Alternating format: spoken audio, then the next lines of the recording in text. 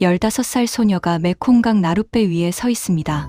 낡은 비단 원피스에 남자용 중절모를 쓰고 있습니다. 립스틱은 빨갛고 신발은 금색 하이힐이었습니다. 가난한 집 딸이 가진 유일한 사치였습니다. 그때 나룻배 옆으로 검은 리무진 한 대가 천천히 다가옵니다. 차에서 내린 남자는 27살, 중국인 부호의 아들이었습니다. 하얀 린넨 양복에 손이 떨리고 있었습니다. 이 소녀는 그 떨림의 의미를 나중에 알게 됩니다. 그리고 50년이 지난 뒤 70살이 되어서 이 장면을 꺼냈습니다. 그 소설은 프랑스 최고 문학상을 받습니다. 그런데 그 50년 사이에 이런 일들이 벌어집니다. 남편이 나치 강제수 용소에서 38kg이 되어 돌아옵니다. 본인은 알코올로 5달간 혼수 상태에 빠집니다. 39살 연하의 동성애자 남자와 사랑에 빠집니다. 그리고 마지막으로 남긴 문장은 이것이었습니다. 나에겐 더 이상 입도 없고 얼굴도 없습니다. 빨리 와주세요. 그녀의 이름은 마르그리트 듀라스. 이 소녀가 왜 그런 삶을 살게 되었는지 메콩강 나룻배보다 훨씬 전으로 돌아가야 합니다. 1914년 4월 4일, 지금의 베트남 사이공 근교의 작은 마을에서 한 아이가 태어납니다. 당시 베트남은 프랑스가 지배하는 식민지였습니다. 본명은 마르그리트 도나디에. 아버지는 수학 교사, 어머니는 프랑스어 교사. 둘 다 프랑스 본토에서 식민지로 파견된 사람들이었습니다. 위로 오빠가 둘 있었습니다. 큰 오빠 피에르, 작은 오빠 폴. 식민지에서 태어난 프랑스 백인 가정. 겉으로 보기에는 부족할 것 없는 가족이었지만 이 가족에게 평온한 시간은 7년밖에 주어지지 않았습니다. 1921년 아버지가 건강이 나빠져 프랑스 본토로 돌아갑니다. 치료를 받겠다는 말을 남기고 떠난 뒤 얼마 지나지 않아 소식이 끊겼습니다. 그리고 어느 날 어머니에게 편지 한 통이 도착합니다. 7살 듀라스는 그 편지를 읽은 어머니가 부엌 바닥에 주저앉는 것을 봤습니다. 아버지는 다시 돌아오지 못했습니다. 남편을 잃은 어머니는 혼자 식민지에 남았습니다. 새 아이를 데리고 프랑스로 돌아갈 수도 있었지만 어머니는 남는 쪽을 택했습니다. 이곳에서 성공하겠다는 집념이 있었습니다. 그 집념이 이 가족을 더 깊은 구렁텅이로 밀어넣게 됩니다. 어머니는 전 재산을 끌어모아 캄보디아의 한 해안 마을에 농지를 삽니다. 쌀 농사를 지어 가족을 먹여 살리겠다는 계획이었습니다. 그런데 그 땅은 매년 우기가 되면 바닷물이 올라와 전부 잠기는 땅이었습니다. 식민지 관리들에게 매물을 주지 않으면 쓸만한 땅을 배정받을 수 없었던 겁니다. 어머니는 속은 것이었습니다. 어머니는 포기하지 않았습니다. 바닷물을 막겠다고 제방을 쌓기 시작합니다. 현지인들을 고용하고 남은 돈을 전부 쏟아부었습니다. 그러나 매년 우기가 오면 제방은 무너졌고 쌀은 바닷물에 썩었습니다. 다시 쌓고 다시 무너지고 다시 쌓고 이것이 몇 년이고 반복되었습니다. 듀라스는 훗날 이 이야기를 소설로 씁니다. 제목은 태평양을 막는 제방. 제목 자체가 어머니의 삶이었습니다.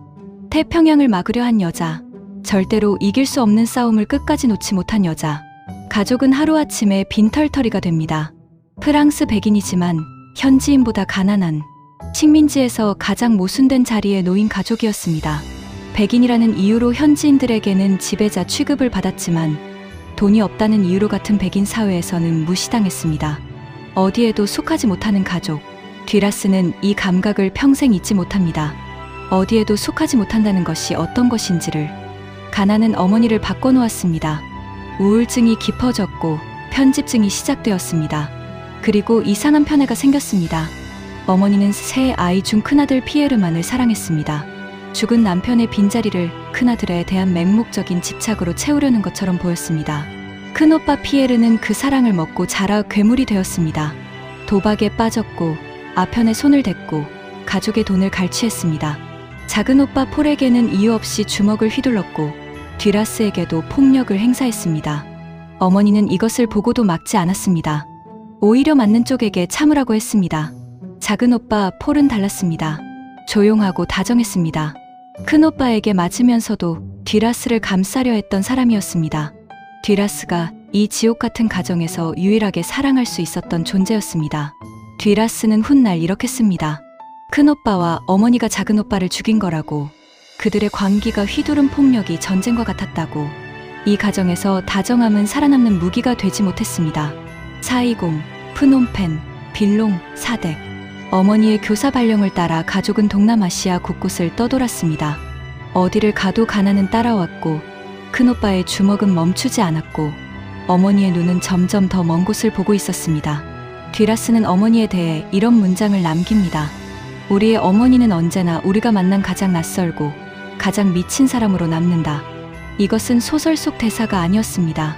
듀라스가 실제로 살아낸 가족의 초상이었습니다. 이 소녀는 어른이 되기도 전에 이미 세상의 바닥을 본 겁니다.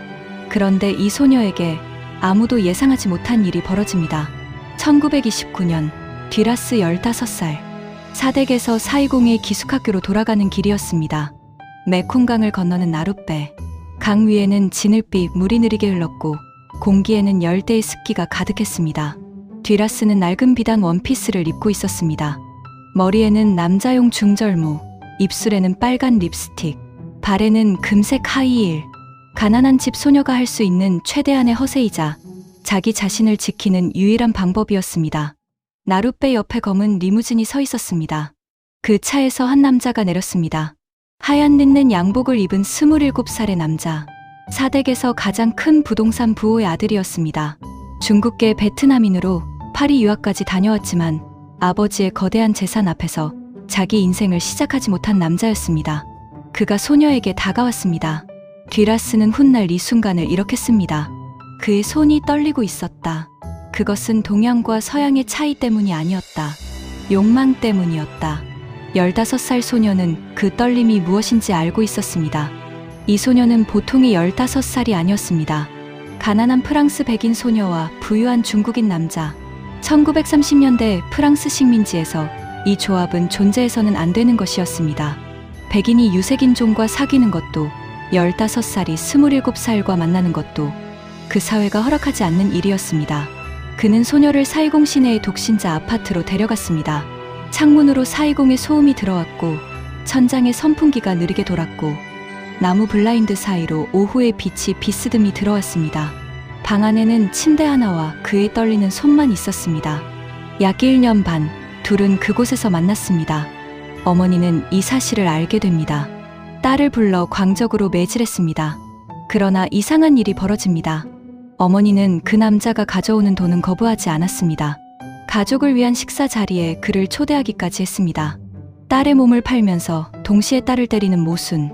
가난이 도덕보다 강했던 겁니다. 큰오빠 피에르는 더 노골적이었습니다. 중국인 남자에게 직접 돈을 요구했습니다. 420의 고급 식당에 데려가게 했고 아편을 살 돈을 달라고 했습니다. 가족 전체가 이 관계를 착취하면서 동시에 경멸했습니다. 듀라스는 이 모든 것을 보고 있었습니다. 15살의 눈으로. 그러나 끝은 처음부터 정해져 있었습니다. 그의 아버지가 프랑스 소녀와의 결혼을 허락할 리 없었습니다. 중국인 부호의 아들이 백인 식민지 소녀와 결혼한다는 것은 그 시대에는 가문의 재산을 잃는 것과 같았습니다. 그는 아버지가 정해준 중국 여성과 결혼해야 했습니다. 이별은 배 위에서였습니다. 듀라스가 프랑스로 떠나는 배에 부두에는 그의 검은 리무진이 서 있었습니다. 차에서 내리지 않았습니다. 배가 항구를 빠져나갈 때 갑판 위에서 쇼팽의 왈츠가 흘러나왔습니다. 듀라스는 그때 울었다고 했습니다. 그것이 사랑이었다는 것을 그제서야 알았다고. 메콩강의 진흙빛 물이 점점 멀어져 갔습니다. 이 소녀에게 앞으로 무슨 일이 벌어지는지 끝까지 보시려면 구독 눌러두시면 놓치지 않습니다. 1932년 18살의 듀라스가 프랑스 본토에 도착합니다. 태어나서 처음 밟는 프랑스 땅이었습니다. 식민지에서 태어나 식민지에서 자란 소녀가 조국이라 불리는 나라에 처음 선 겁니다. 파리는 420과는 전혀 다른 세계였습니다. 열대의 습기 대신 건조한 바람, 메콩강 대신 세느강, 나룻배 대신 자동차. 듀라스는 파리 대학교에 입학합니다. 법학, 수학, 정치학을 동시에 공부했습니다. 식민지 소녀의 지적 허기는 한 분야로 채워지지 않았습니다. 1937년 졸업 후 듀라스는 식민성 공무원으로 취직합니다. 식민지에서 태어난 여자가 식민지를 관리하는 부서에서 일하게 된 겁니다. 1939년에는 법대 동문이었던 3살 연하의 작가 로베르 앙텔모와 결혼합니다. 조용하고 지적인 남자였습니다. 듀라스에게 처음으로 찾아온 평온한 시간이었습니다. 그러나 그 평온은 세계가 허락하지 않았습니다. 제2차 세계대전이 시작됩니다. 1942년 듀라스에게 두 가지 비극이 한꺼번에 찾아옵니다. 첫, 아이가 사산됩니다. 듀라스는 아이의 얼굴을 한 번도 보지 못했습니다. 그리고 같은 해 베트남에 남아있던 작은 오빠 폴이 병으로 사망합니다. 이 가정에서 유일하게 사랑했던 사람, 유일하게 다정했던 사람이 사라진 겁니다. 큰오빠의 폭력 속에서 자신을 감싸려 했던 그 조용한 오빠가 아무도 곁에 없는 식민지에서 혼자 눈을 감았습니다. 듀라스는 절망 속에서 글을 쓰기 시작합니다. 자전적 이야기를 담은 원고를 출판사에 보냈지만 거절당합니다. 1년을 더 써서 제목을 바꾸고 남편의 지인 출판업자를 통해 가까스로 출간합니다. 1943년 첫 소설 철면피들. 이때 처음으로 필명 듀라스를 씁니다. 아버지의 고향 프랑스 남서부의 작은 마을 이름이었습니다. 7살에 떠나고 다시는 돌아오지 못한 아버지. 듀라스는 그 아버지의 마을을 자기 이름으로 가져간 겁니다. 소설이 출간된 이듬해 듀라스의 삶은 완전히 다른 방향으로 꺾어집니다. 1944년 듀라스와 남편 앙켈무는 나치 점령하의 파리에서 레지스탕스에 가담합니다. 지하 저항 운동에 뛰어든 겁니다. 이 조직을 이끈 사람이 있었습니다. 훗날 프랑스 대통령이 되는 프랑수와 미테랑. 듀라스와 미테랑은 나치가 점령한 파리의 지하실에서 처음 만났고 그 우정은 둘 다 세상을 떠날 때까지 이어집니다. 그러나 남편 앙켈무가 나치에 체포됩니다. 레지스탕스 활동이 발각된 것이었습니다.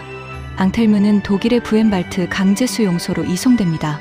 듀라스는 남편이 살아있는지 죽었는지도 알 수 없었습니다. 매일 아침 문 앞에 서서 기다렸습니다. 우편함을 열어봤습니다. 아무 소식도 오지 않는 날이 며칠이고 몇 주고 몇 달이고 이어졌습니다. 이 기다림의 시간을 듀라스는 훗날 고통이라는 책으로 남깁니다. 기다림이 사람을 어떻게 파괴하는지를 쓴 책이었습니다. 살아있다는 소문이 돌면 온몸이 풀렸다가 다음 날 아무런 확인도 되지 않으면 다시 바닥으로 떨어지는 희망이 고문이 되는 나날이었습니다. 듀라스는 이 시기에 잠을 거의 자지 못했습니다. 먹지도 못했습니다. 그러나 기다리는 것을 멈출 수도 없었습니다. 전쟁이 끝났습니다. 1945년 앙텔무가 돌아왔습니다. 그러나 듀라스가 기다렸던 남편의 모습이 아니었습니다. 체중 38kg, 뼈 위에 피부만 남은 몸이었습니다. 걸을 수 없었고 음식을 삼킬 수 없었고 말을 할 수도 없었습니다. 듀라스는 남편의 얼굴을 보고도 알아보지 못했습니다.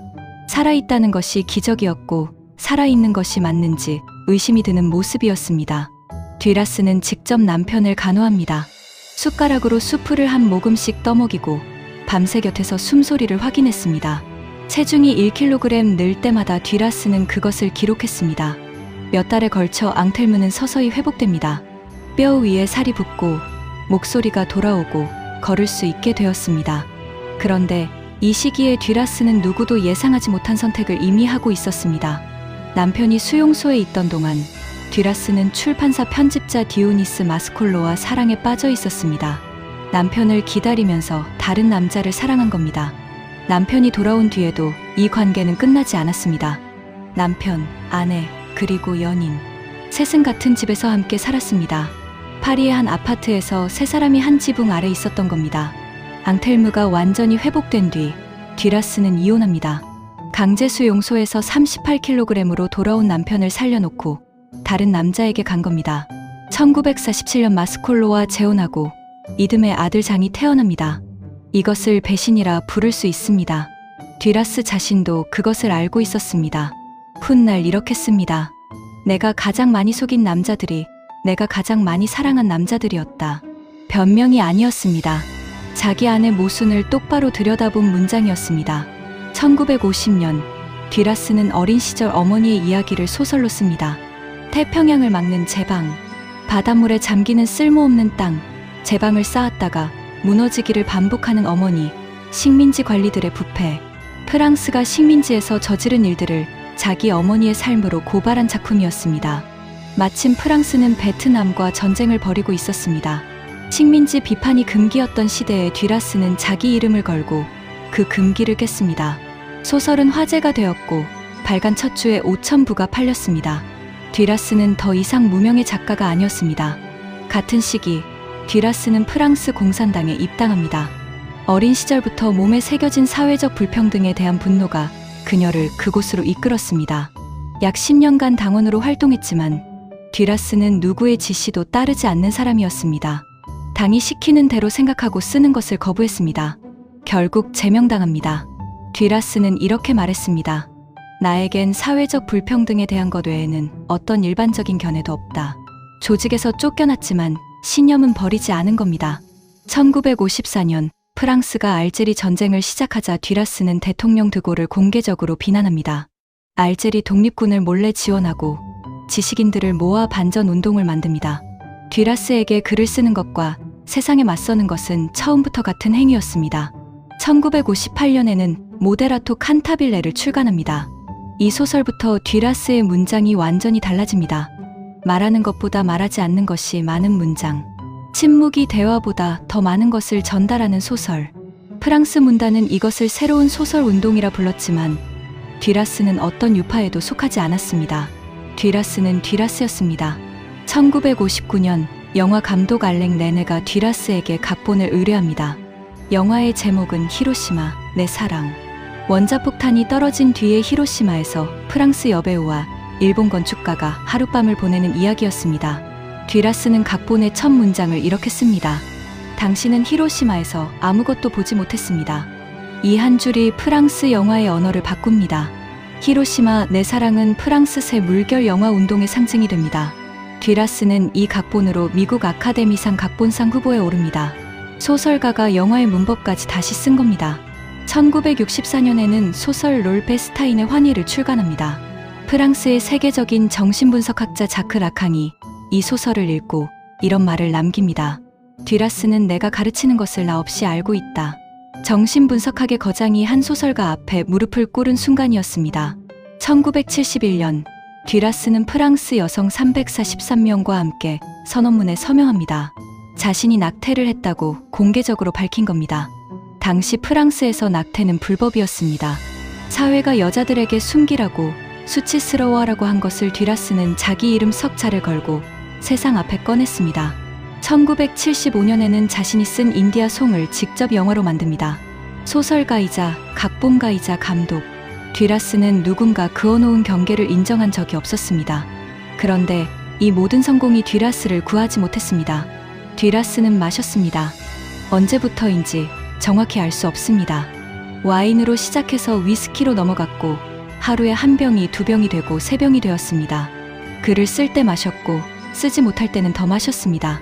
글이 나오지 않는 밤에 병을 열었고 글이 끝난 새벽에도 병을 열었습니다. 책상 위에는 항상 원고지와 술병이 나란히 놓여 있었습니다. 듀라스는 이것을 숨기지 않았습니다. 술을 마시는 것이 반드시 죽고 싶다는 뜻은 아니다. 그러나 자신을 죽이고 있다는 생각 없이 술을 마실 수는 없다. 자기 파괴를 정확히 인식하면서도 멈추지 못하는 사람의 문장이었습니다. 1980년 알코올과 신경안정제 과다 복용으로 병원에 실려갑니다. 66살이었습니다. 해독 치료를 받고 퇴원했지만 술은 끊지 못했습니다. 그런데 같은 해 듀라스에게 편지 한 통이 도착합니다. 보낸 사람은 27살의 남자 얀 앙드레아, 동성애자였습니다. 듀라스의 문학에 매혹되어 수년간 편지를 보내왔던 사람이었습니다. 듀라스가 드디어 답장을 한 겁니다. 오라고. 66살의 여자와 27살의 남자, 39살 차이. 여자와 남자, 이성애자와 동성애자, 작가와 독자. 어떤 범주로도 설명되지 않는 관계가 시작됩니다. 얀은 듀라스의 곁에서 15년을 함께합니다. 듀라스가 글을 쓸 수 없을 때 말하면 얀이 타이핑했습니다. 술을 끊지 못하는 듀라스를 새벽에 병원으로 데려간 것도 얀이었고 밤새 곁에서 숨소리를 확인한 것도 얀이었습니다. 듀라스가 화를 내면 맞았고 듀라스가 울면 안았습니다. 50년 전 수용소에서 돌아온 남편을 숟가락으로 떠먹이던 듀라스가 이번에는 누군가에게 돌봄을 받는 쪽이 된 겁니다. 50년이 지났습니다. 듀라스는 70살이 됩니다. 그리고 그때 가슴 속에 묻어두었던 메콩강의 기억을 꺼냅니다. 1984년 15살 때 나룻배 위에서 만난 그 중국인 남자의 이야기를 씁니다. 소설의 제목은 연인. 듀라스가 구술하고 얀 앙드레아가 타이핑했습니다. 50년을 묵혀둔 기억이 70살의 목소리로 흘러나온 겁니다. 소설은 이렇게 시작됩니다. 어느 날 이미 나이가 든 어떤 남자가 한 공공장소에서 내게 다가왔다. 그가 말했다. 당신을 알고 있습니다. 모두들 당신이 젊었을 때 아름다웠다고 합니다. 하지만 나는 지금의 당신 얼굴이 더 아름답다고 말하고 싶습니다. 황폐해진 지금의 얼굴이. 이 소설은 그의 프랑스 최고 문학상인 콩쿠르상을 받습니다. 전 세계 43개 언어로 번역되고 240만 부가 팔렸습니다. 50년을 묵힌 기억 하나가 프랑스를 뒤흔든 겁니다. 15살의 욕망, 수치심, 가난, 가족의 관계. 그것을 70살의 문장으로 꺼냈을 때 이 소설은 더 이상 소녀의 회고가 아니었습니다. 한 인간이 자기 인생 전체를 걸고 쓴 고백이었습니다. 듀라스는 이 소설에 이런 문장을 남깁니다. 내 인생에서 너무 이른 시기에 이미 너무 늦어버렸다. 15살의 나룻배 위에서 시작된 것이 70살의 책상 위에서 비로소 완성된 겁니다. 1992년 프랑스 감독 장자크 아노가 이 소설을 영화로 만듭니다. 전 세계가 메콩강 위에 15살 소녀를 봤습니다. 그리고 한 가지 사실이 알려집니다. 그 중국인 남자는 실존 인물이었습니다. 이름은 후인 투일에. 그는 듀라스를 평생 잊지 못했습니다. 아버지가 정해준 중국 여성과 결혼했지만 그의 마음은 메콩강 나룻배 위에 멈춰 있었습니다. 듀라스가 세상을 떠나기 전 그에게서 전화가 옵니다. 수십 년 만의 목소리였습니다. 그는 말했습니다. 예전과 같다고. 아직도 당신을 사랑한다고. 50년이 지나도 변하지 않았다고. 이런 이야기가 계속 보고 싶으시다면 좋아요 한번 부탁드립니다. 이 영상을 더 많은 분들께 보여줄 수 있습니다. 그런데 콩쿠르상을 받은 지 4년 만에 듀라스는 의식을 잃습니다. 1988년 10월 알코올 중독으로 다시 병원에 실려갑니다. 이번에는 깨어나지 못했습니다. 혼수 상태. 의사들은 가망이 없다고 했습니다. 일주일이 지나고 한 달이 지나고 석 달이 지났습니다. 병실의 심장 모니터 소리만 반복되었습니다. 얀 앙그레아는 매일 병실에 앉아 있었습니다. 듀라스의 손을 잡고 듀라스의 소설을 소리내어 읽었습니다. 의사들이 더 이상 방법이 없다고 말한 뒤에도 얀은 그 자리에 있었습니다. 매일 같은 시간에 와서 같은 의자에 앉아서 듀라스의 문장을 듀라스에게 읽어주었습니다. 의식이 없는 사람에게 소설을 읽어주는 남자. 그렇게 5달이 지났습니다. 1989년 6월 듀라스가 눈을 뜹니다. 5달 만이었습니다. 의사들은 기적이라 했습니다. 깨어난 듀라스가 가장 먼저 한 일은 펜을 찾은 것이었습니다. 듀라스는 이렇게 씁니다. 구덩이 바닥에서 거의 완전한 고독 속에서 글쓰기만이 당신을 구할 수 있다는 것을 발견한다. 그것이 바로 그 순간이다. 혼수 상태에서 깨어난 사람이 제일 먼저 찾은 것이 밥도, 물도, 거울도 아닌 펜이었습니다. 혼수 상태에서 깨어난 뒤에도 듀라스는 멈추지 않았습니다. 1991년 북중국의 연인을 출간합니다. 연인의 또 다른 버전이었습니다. 같은 이야기를 다른 문장으로 다시 쓴 겁니다. 메콩강의 나룻배, 검은 리무진, 떨리는 손, 사이공의 아파트. 듀라스에게 이 기억은 한 권의 소설로 끝낼 수 있는 것이 아니었습니다. 죽을 때까지 다시 쓰고 다시 쓰고 다시 써야 하는 이야기였습니다. 1993년 에세이 글쓰기를 출간합니다. 이 책에서 듀라스는 말합니다. 글을 쓴다는 것은 번역할 수 없는 것을 번역하려는 시도이다. 그것은 짐승들이 밤중에 내지르는 울음이다. 모든 사람의, 당신들과 나의 울음이다. 그러나 건강은 계속 나빠졌습니다. 손에 힘이 없어 펜을 잡을 수 없는 날이 많아졌습니다. 듀라스가 말하면 얀이 받아 적었습니다. 목소리가 나오지 않는 날에는 입술만 움직였고 얀은 그 입술을 읽었습니다. 1995년 듀라스는 마지막 책을 완성합니다. 제목은 이게 다예요. 54페이지짜리 얇은 책이었습니다. 15년간 곁에서 손을 잡아준 얀 앙드레아에게 보내는 유서와 같은 책이었습니다. 이 책의 마지막 문장은 이것이었습니다. 나는 더 이상 아무것도 아닙니다. 나는 끔찍한 모습이 되었습니다. 나는 무너지고 있습니다. 빨리 와주세요. 나에겐 더 이상 입도 없고 얼굴도 없습니다. 평생 문장을 무기로 살았던 여자가 마지막에 쓴 문장은 빨리 와달라는 한마디였습니다. 1996년 3월 3일 마르그리트 듀라스가 파리 자택에서 세상을 떠납니다. 향년 81세. 파리 몽파르나스 묘지에 안장되었습니다. 묘비 위에는 방문객들이 놓고 간 것들이 있습니다. 꽃이 아니라 펜을 놓고 가는 묘지. 연필, 깃털펜, 볼펜, 만년필. 누군가는 자기가 쓰던 펜을 빼서 묘비 위에 올려놓고 갑니다. 듀라스의 무덤은 그래서 다른 무덤과 다릅니다. 꽃 대신 문장이 놓여있는 무덤. 이 이야기를 시작한 곳으로 돌아가겠습니다. 메콩강 나룻배 위에 15살 소녀가 서 있습니다. 낡은 비단 원피스에 남자용 중절모, 빨간 립스틱, 금색 하이힐, 검은 리무진이 다가옵니다. 이 소녀는 아직 아무것도 모릅니다. 자신이 남편을 수용소에서 38kg의 몸으로 다시 만나게 될 것을, 알코올에 빠져 5달간 눈을 뜨지 못할 것을, 39살 연하의 남자가 그 5달을 매일 곁에서 지킬 것을, 70살에 이 순간을 꺼내 프랑스 최고의 소설을 쓰게 될 것을, 그리고 그 중국인 남자가 50년이 지나도 자기를 사랑하고 있을 것을. 듀라스는 이렇게 말했습니다. 내 인생에서 너무 이른 시기에 이미 너무 늦어버렸다. 15살의 메콩강 위에서 시작된 이야기는 81세 파리의 어느 봄날에 끝이 났습니다. 몽파르나스 묘지 위의 팬들은 오늘도 바람에 흔들리고 있습니다. 이 채널에서는 이런 인물의 이야기를 계속 전해드리고 있습니다. 구독과 좋아요, 그리고 알림 설정까지 부탁드립니다. 마르그리트 듀라스였습니다.